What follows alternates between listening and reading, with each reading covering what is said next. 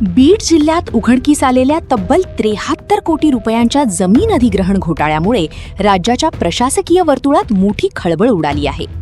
या प्रकरणात तत्कालीन जिल्हाधिकारी आणि महाराष्ट्र कॅडरचे IAS अधिकारी अविनाश पाठक यांचे नाव चर्चेत आले असून त्यांच्या नावाने आणि कथित स्वाक्षरीने अनेक संशयास्पद आदेश जारी करण्यात आल्याचा धक्कादायक प्रकार समोर आला आहे. विशेष म्हणजे बदली झाल्यानंतरही काही आदेश काढण्यात आल्याची माहिती पुढे आल्याने या संपूर्ण प्रकरणाकडे राज्यभरातून लक्ष वेधले गेले आहे.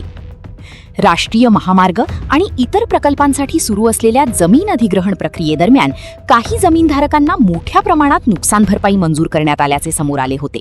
मात्र या आदेशांमध्ये गंभीर अनियमितता असल्याचा संशय निर्माण झाल्यानंतर तपास सुरू करण्यात आला. तपासादरम्यान अनेक आदेश मागील तारखांनी तयार करण्यात आल्याचे, काही फाईल्समध्ये अधिकृत नोंदी नसतानाही आदेश जारी करण्यात आल्याचे आणि एका दिवसात मोठ्या प्रमाणात आदेश काढल्याचे दाखवण्यात आल्याचे उघड झाले आहे. मात्र त्या संदर्भातील स्पष्ट नोंदी कार्यालयीन रजिस्टरमध्ये सापडत नसल्याने हे आदेश खरोखर अधिकृत होते का यावर प्रश्नचिन्ह उपस्थित झाले आहे.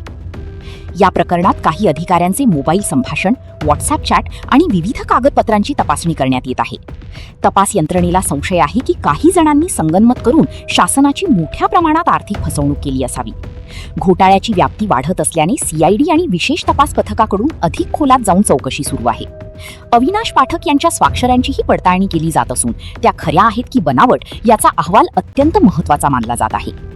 जर स्वाक्षऱ्या बनावट असल्याचे सिद्ध झाले तर हा प्रकार केवळ आर्थिक घोटाळा न राहता मोठ्या प्रशासकीय कटकारस्थानाचे रूप धारण करू शकतो.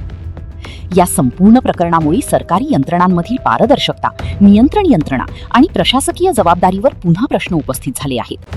सामान्य नागरिकांच्या कराच्या पैशातून चालणाऱ्या योजनांमध्ये अशा प्रकारचे गैरव्यवहार होत असतील तर त्याचा थेट परिणाम जनतेच्या विश्वासावर होत असल्याची भावना व्यक्त केली जात आहे. आता या घोटाळ्यात पुढे आणखी कोणती मोठी नावे समोर येतात, दोषींवर काय कारवाई होते आणि प्रशासन या प्रकरणातून कोणते धडे घेते याकडे संपूर्ण महाराष्ट्राचे लक्ष लागले आहे.